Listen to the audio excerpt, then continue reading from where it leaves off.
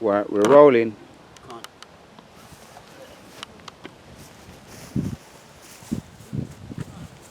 Yes, Shalom. Shalom. Giving all praises to Yahweh, Ba'Shem, Yahushai, Ba'Shem, Rukakodash.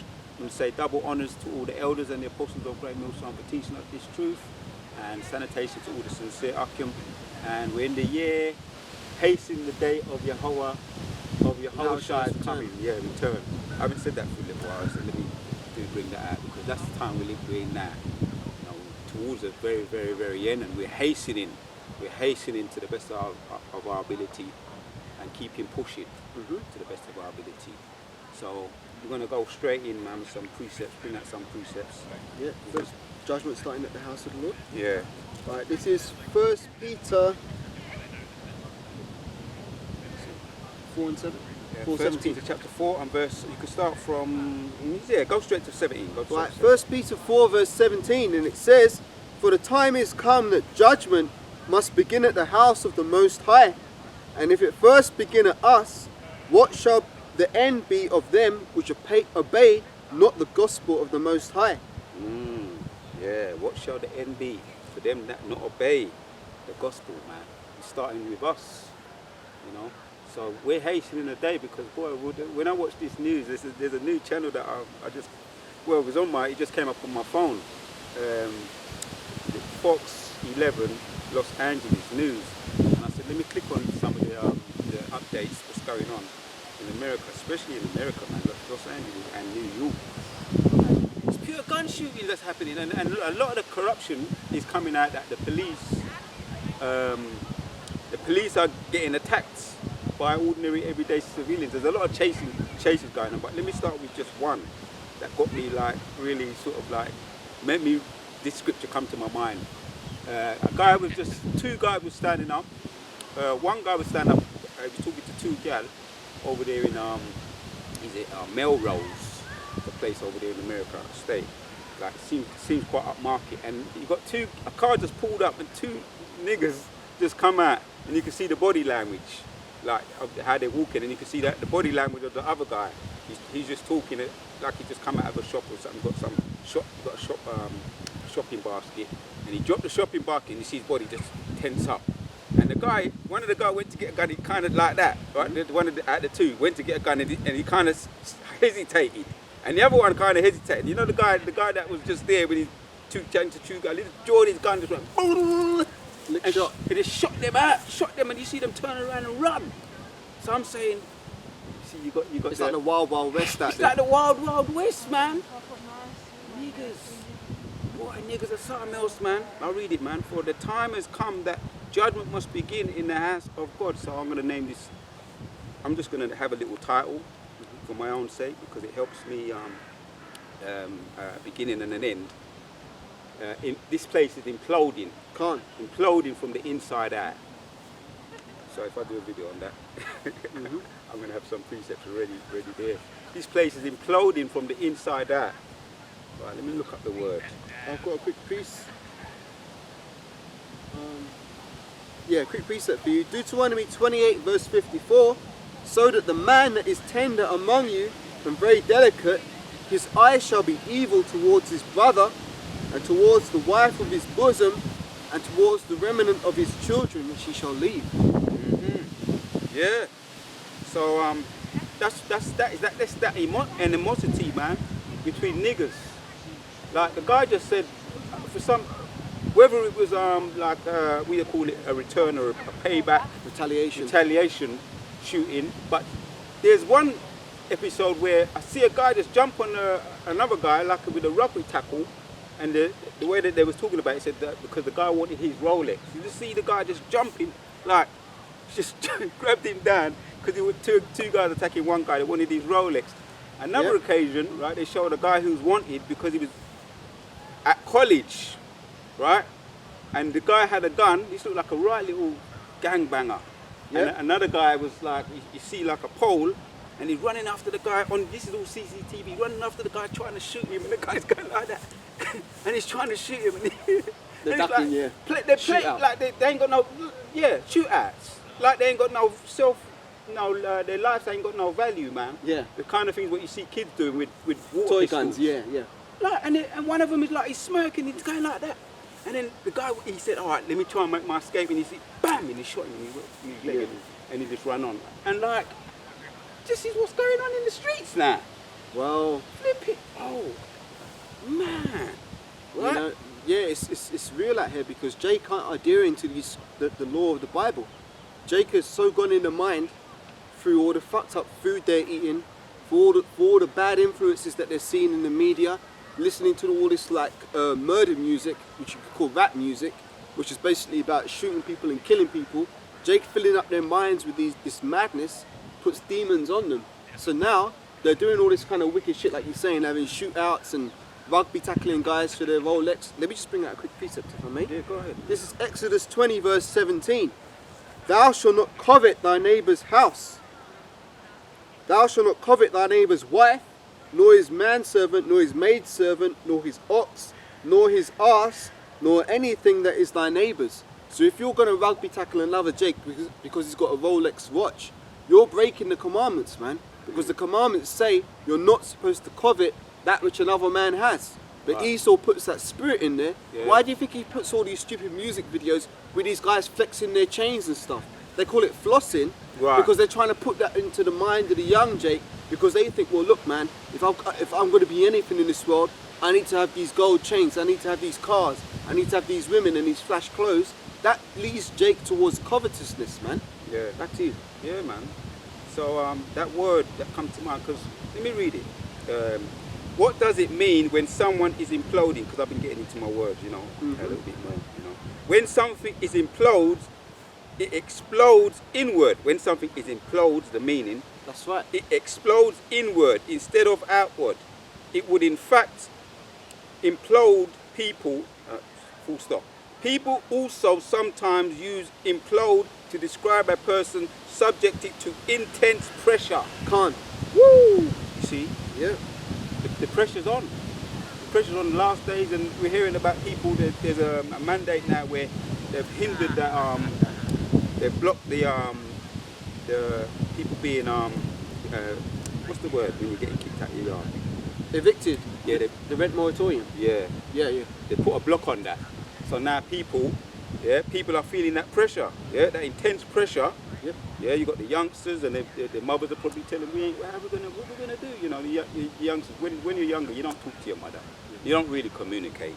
But they're feeling that intense pressure, and he says that who emotionally at least bursts inward, all that stress just made less implode, just makes all the stress builds up and builds Yeah. up, and then you implode. And there's another example I saw, because it's too many, man. But like I say, there's so much things happening, you know. This is just some examples I've given you of what this place is imploding, you know, not to mention what's going on outside with the Afghanistan and all that. Yep. But within the inner cities, what's happening there, there's a war. There's a war going on. So this place called America, that place over there called America, United States, is imploding from the inside out. That's so right. now when people are going to be made all homeless now, and they want that money, there's another example of a woman. This is in on the same channel, because you got NBC News. Brothers sometimes mention the news channels that they recommend, you know. Yep. NBC News, New York, right, where you see everything going on in the inner cities, and where they're just talking about it as so the Edomites, you know, as a matter of fact, and really they're saying this is what these, you know, these are what these kind of people, that's what they do. Because a lot of the things that he does, which what the elder usually goes into it, they don't promote it, they don't talk about it. Yeah. All the corruptions in the police force, the corruption in the NHS. Yep. We was talking a little bit about that. There's a lot of what they call incompetence. Really, is flipping deliberate. Yep. They want to cull the population, not to mention And they're getting paid to do that. right. Because this thing, when I hear about the devil's juice, right? The devil's juice. When I hear about that, it's just something that I knew about. It's just been more and more refined. Yeah, more proof. I've always been into my medicine side of things from a holistic point of view. So I've always had a critical eye when it comes to when you have parents that's been in that. You understand? Yeah. Been in hospitals and stuff like that. you kind of get more, you get alert, and people and stories about people going in hospital just because they wanted a little something done. And then they say they've got the thing. They got the thing. Then they're going to put them on the ventilator. A ventilator. And then the ventilator kills them. Our brother, I ain't going to mention our names, the brothers just he put a thing up that he lost his mother just recently, just within this week. Just recently he lost her. She was 80 years old, but as we was talking, we know it was a mercy, you know, the positive way to look at it is a mercy thing from the Most High. But that's what they're doing. That's what they're doing. You could go in there for something, and next thing you know, yeah, you get the news. Oh, we just lost your father. We just lost your mother. We just lost your grandma. You know, that's just what happened. You know, in a matter of fact way. So this place is imploding. I've got a precept for you if you want. Bring out a precept, brother. Right, this is Matthew 12 and 24. But when the Pharisees heard it, they said, "This fellow doth not cast out devils, but by Beelzebub, the prince of devils." And Yahushua knew their thoughts and said unto them, "Every kingdom divided against itself is brought to desolation, and every city or house divided against itself shall not stand." Right? Yeah. So basically, like the brother said, this place is imploding because this is a nation divided against itself. How can it stand? This is all confusion, man.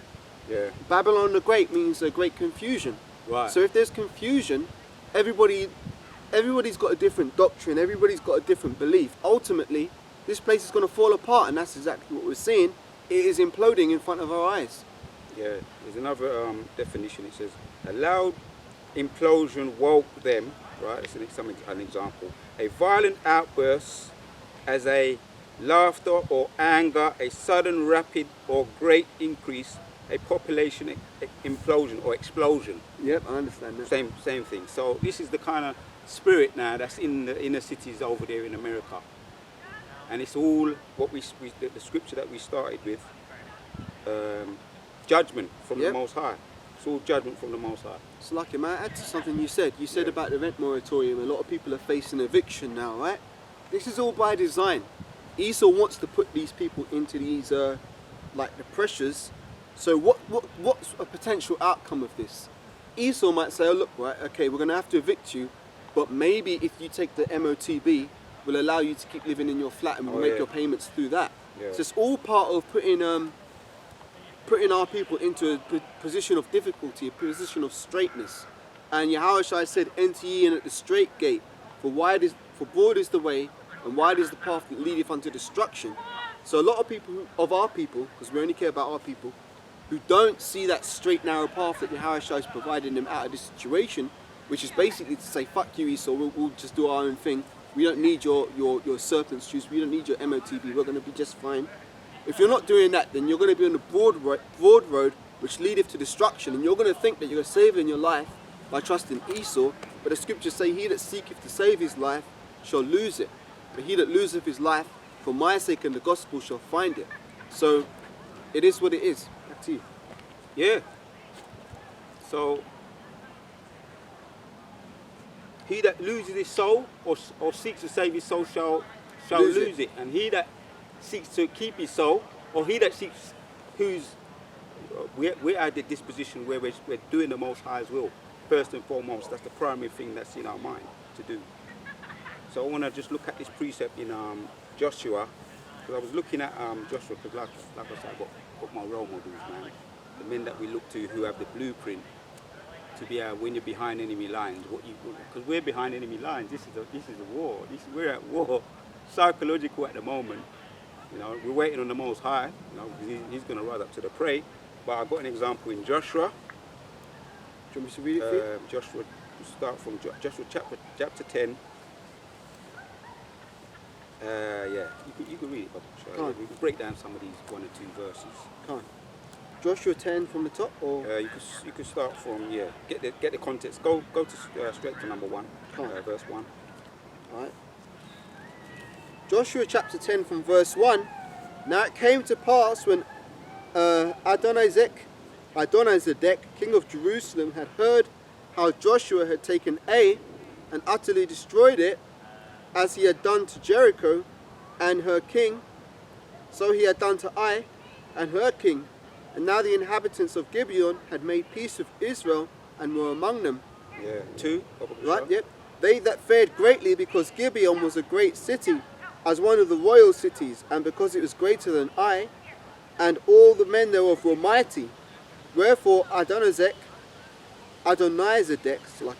king of Jerusalem, sent unto Hoham, king of Hebron, and unto Piram, king of Jarmuth, unto Japhia, king of Lashech, and unto Deber, king of Elagon, saying, Come up unto me, and help me, that we may smite Gibeon, for it hath made peace with Joshua and the children of Israel.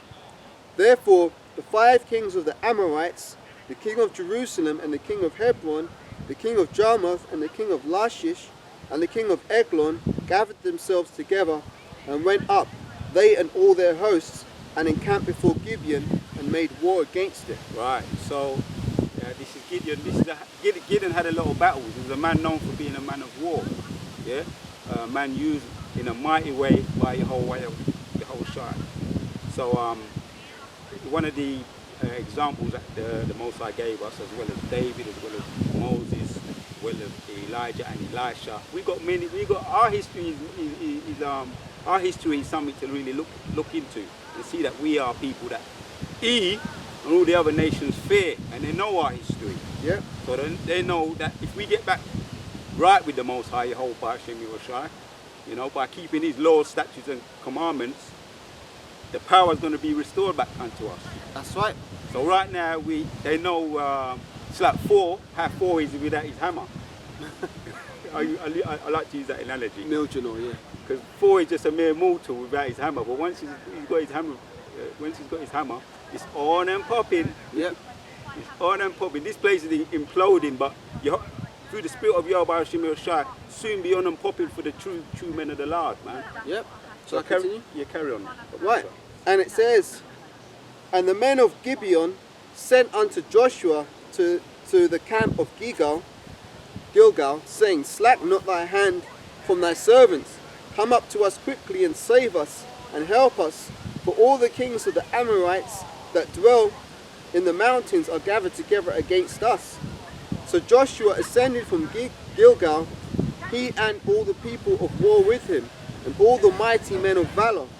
And Yahweh said unto Joshua, Fear them not, for I have delivered them into thine hand, and there shall not a man of them stand before thee. Right. And 2 more verses. Yep. And Joshua therefore came unto them suddenly, and went up from Gilgal all night.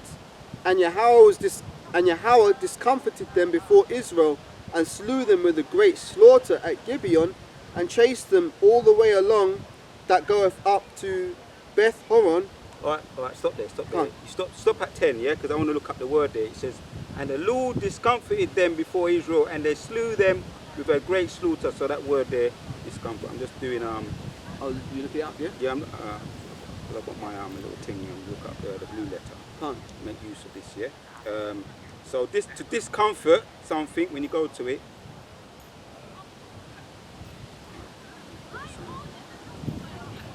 Right. So on the biblical usage, it says to move, yeah, to discomfort. Yep. Something. This is when we this is the kind of power that we have, man. When you just savor this and meditate on this. I've done a video on some of the verses in Joshua. Yeah. Potentially I could do one on this. Yeah. It says to move noisily, confuse, to make a noise, to discommit. Am I saying that right? To discomfort. Yeah. To break. Right. To break, consume, crush, destroy, trouble, vex. Yeah. So let me go over that again and read that and just savor it. And the Lord discomfited them before Israel and slew them. That's right. These are all those mighty kings. What we have trouble reading. Yep. Lamoth, king of Lakach, king of Eglon, gathered themselves together. Yep. Right. Yeah. So go back down. And the Lord comforted them. Right. Discomforted them. Discomforted them. Right. We're coming back into that time now, man. And this, Salaki, I didn't mean to jump in, but our presence, the fact that we're out here, the prophets are raising up, is discomforting Esau and all the other nations. Right. That's happening right now. They're discomforted by the fact that we exist. Right. Yeah, so that's why that precept comes to mind when you say that Revelation 12 and 12, man.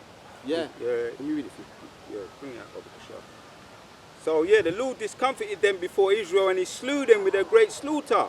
When we get our power back, which we're coming into that now, you know. I done a video when I see the chariot. Sometimes I come out the yard and I might be a little bit in the spirit, and I might say one or two things like in Hebrew. And I kid you not, you see chariots come over the house, man. That's right.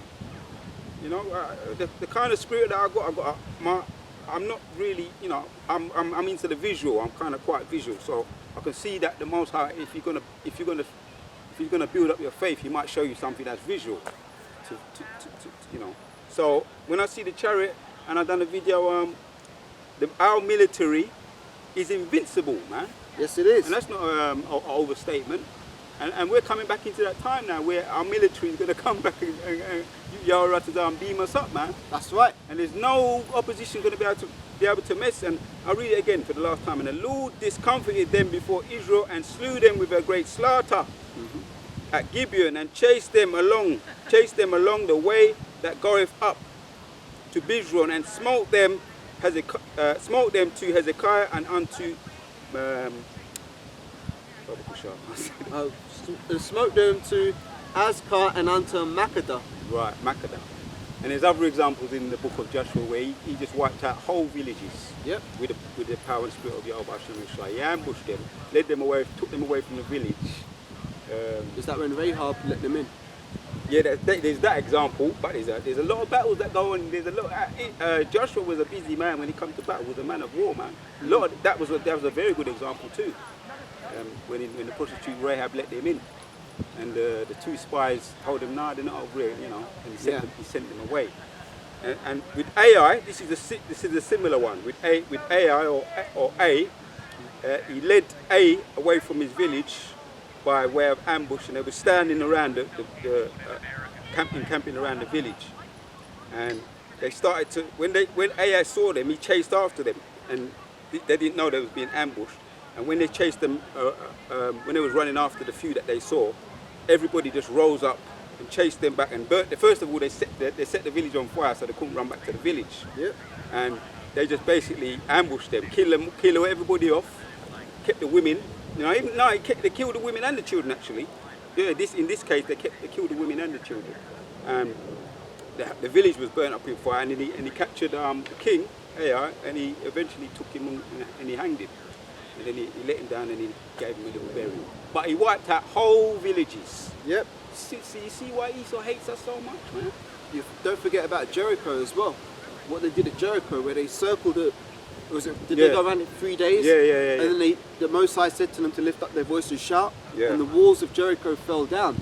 That's kind of spiritual, because that's what we're doing right now by prophesying against this kingdom. We're causing the walls of Esau's empire to crumble.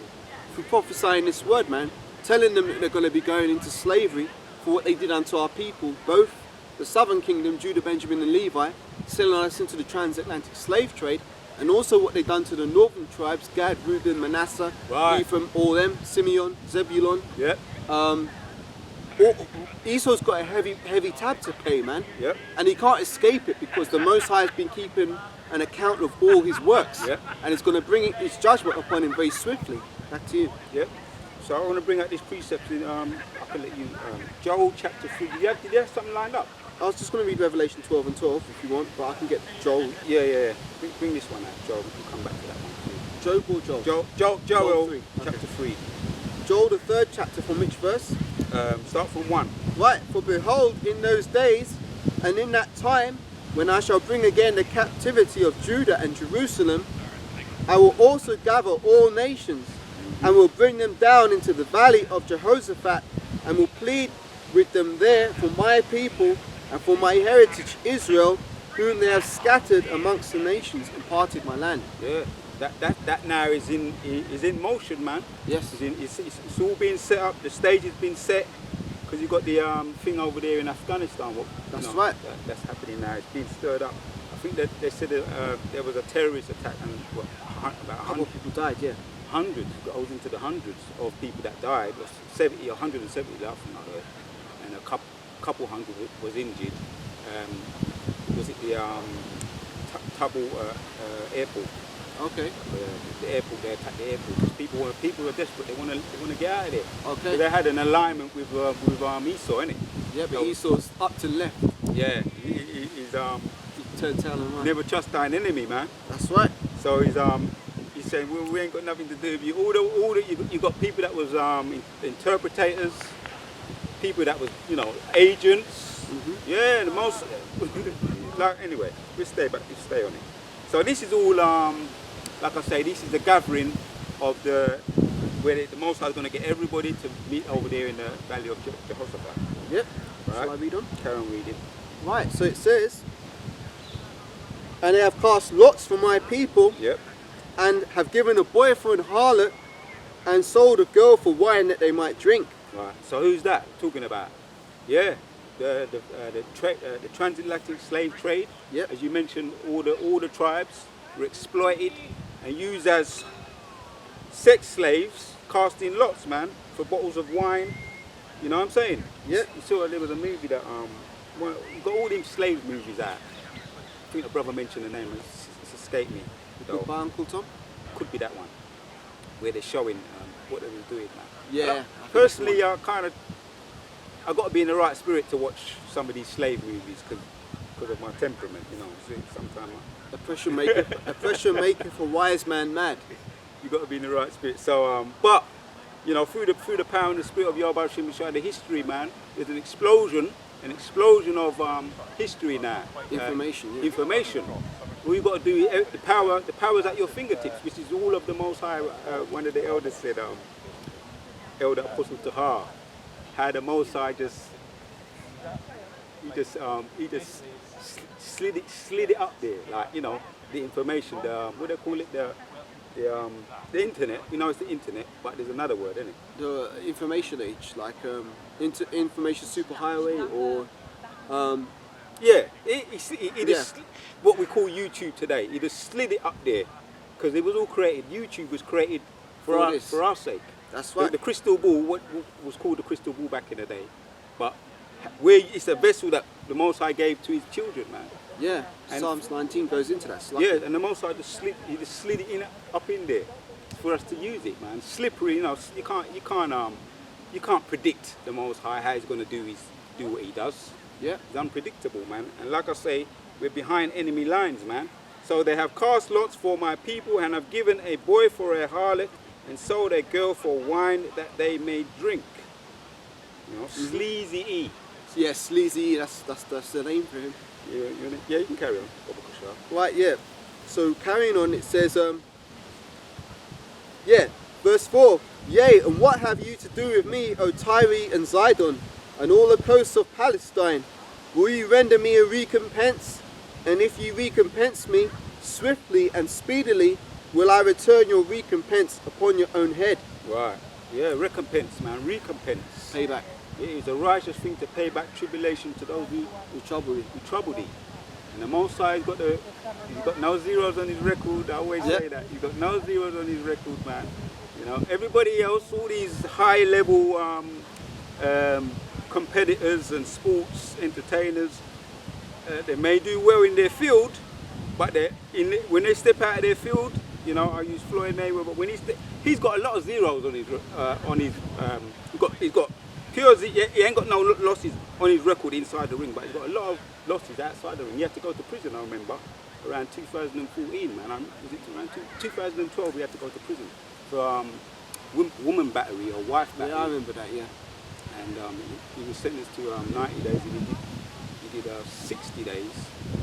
And he said that he was, he wanted to be let out because of the food, and the judge said, would you think this is one of those hotels? Because he's used to, he's not used to taking no L's. Yeah, he's used to the comfortable life because he's been living good for some time. So we complained about that, and he complained about one of the treatments of the screws. He said he felt, I read up a little bit about it. He said, I felt like the way you're treating me, like you don't like me. And the screw officers said, this is not personal, this is just business.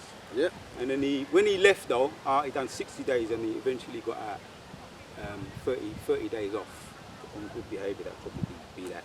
Or I think he might have requested that he came out because he had a fight with Koto, so they may have shortened it because he had a fight with one of them Manassanites or Northern tribe, Koto, and Miguel Koto. I remember that fight. So he got a little. So he has got a measure of power. You know, when you're serious, you do what you do for Esau. He may give you a little measure of power if you're going to help making money, and he's been helping those Las Vegas people. They make a whole heap of money. Precept? Yeah, bring it out. Right, this is Revelation 3 verse 18. I counsel thee to buy of me gold tried in the fire. So let me start from 17, Salakia. Because thou sayest, I am rich and increased with goods and have no need of nothing, and knowest not that thou art wretched and miserable and poor and blind and naked. Yeah. So that's Floyd Mayweather is a nobody, man. Yeah. In the grander scheme of things, he's poor, blind, miserable, wretched and naked. Right. Because when you sell your soul to Esau, you're nothing. You're nothing. Even if you don't sell your soul to Esau, if you're not one of the elect anyway, you know you're counted as nothing. You're counted as just a nigger. And he said it himself. He said, I might be a man with money, but I'm just a rich nigger with money. And if you ain't got no money, you're a poor nigger with money. He said it. One of his. So he knows. But what can he do? Yeah, go on. If I may add to that, well, this is the thing. You don't have to be a rich celebrity in the world to be on TV or in films or doing music to have sold your soul. There's many Jake out there who are on a low level who are already selling their souls in similar ways. Right. For example, if you're doing a job, let's put it this way. Let's say you work in a hospital and the hospital says, okay, we've got to start giving people the servant's juice. Right. If you like, oh, well, if I don't do this, if I don't inject people with this, or let's say I don't put these people on the ventilator and claim they've got the thing, I might lose my job. So then a person can sell their soul just to keep their job. So what I'm saying is that even the low level of our people are selling their souls just the same way as the celebrities are doing. So don't think this is a thing where, okay, this guy's taken a bag and he's got millions now, he's sold his soul. No, low level people are doing it just the same way, man, because they're turning their back on the Most High. Right. There you go. And that's you're going to get the same reward. If you sold your soul, you sold your soul. Yep. There's no going back from that. And the Most High's going to come to collect, man, and you know, and Esau going to come to collect. Yep. And he's he's that predator, man. Have no mercy, man. Feel no pity, you know. Yep. No mercy, no pity, and he will not stop. Absolutely will not stop until you're dead. Yep. He's about death. He's a lover of blood. So he's took L's, and all these other celebrities, as much as they put him in a good light. His daughter on she had charges of stabbing or battery or something, or abusing someone because she went and she got pregnant with some guy, NBA Young or something, one of them rappers. But basically his life on the outside of what his life is he's just like any other person, man. He's taking L's just like us. We're taking L's. Yeah. But our L's are going to be turned into W's. We're taking L's for our benefit. That's right. We're not taking L's in vain. Well, this is the thing. Go on. It's better to suffer now and get the reward later than to be rewarded now and suffer later. Right. You know, that's the balance. Like we are experiencing hardship and difficulty right now, but it's fine because what did the Lord say?